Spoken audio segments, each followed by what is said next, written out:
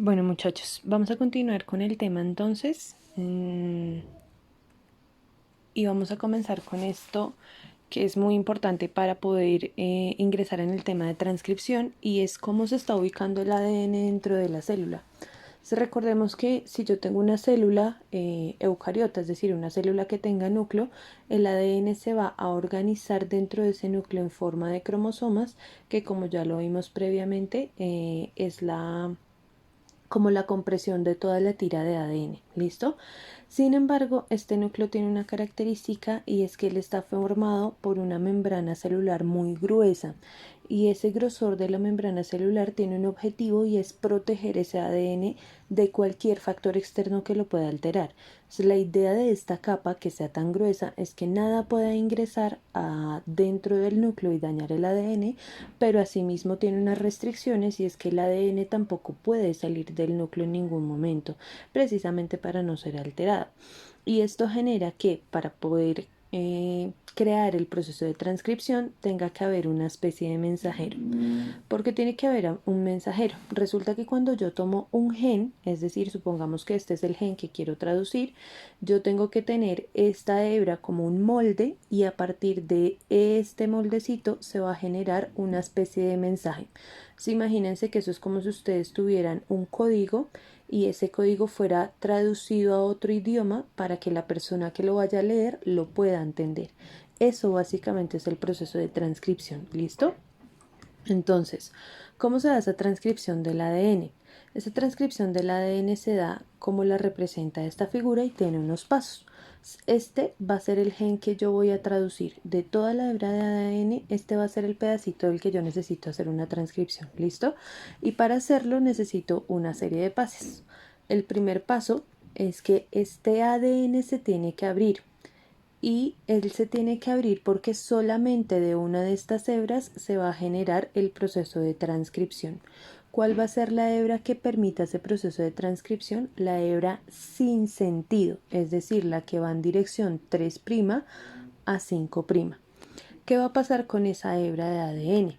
Una vez ella está abierta, lo que va a suceder es que se va a generar una cadena complementaria a partir de ARN, y esa cadena complementaria se va a generar desde la cadena sin sentido. ¿Qué quiero decir con esto? Yo tengo la cadena abierta.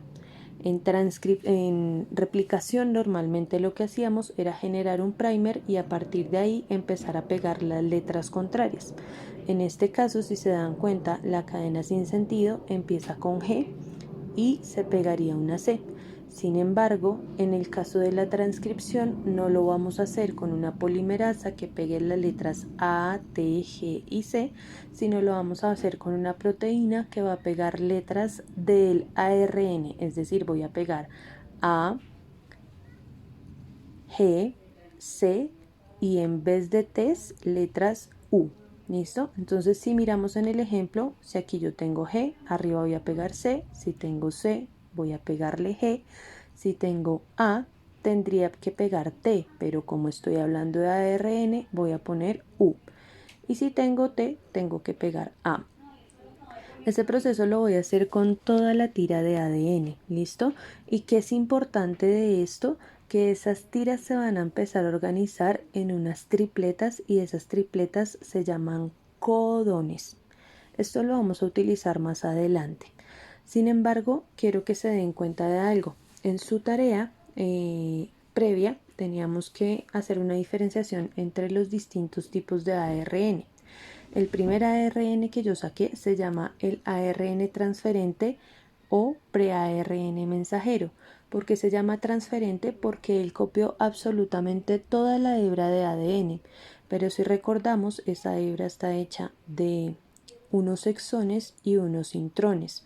El ARN transferente tiene los exones y tiene los intrones al mismo tiempo, y para que se convierta en un ARN mensajero, a él se le tienen que cortar los intrones y se tienen que quedar pegaditos los exones. ¿Listo? Entonces, en ese tercer paso, él pierde los intrones y se convierte en ARN mensajero.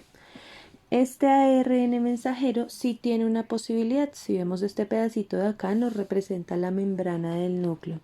Este ARN, por contener uracilo, tiene la posibilidad de permear o de salir o de fluir a través de esta membrana, y él sí puede salir del núcleo. ¿Listo? En otra imagen, para que sea más claro, tengo mi hebra de ADN.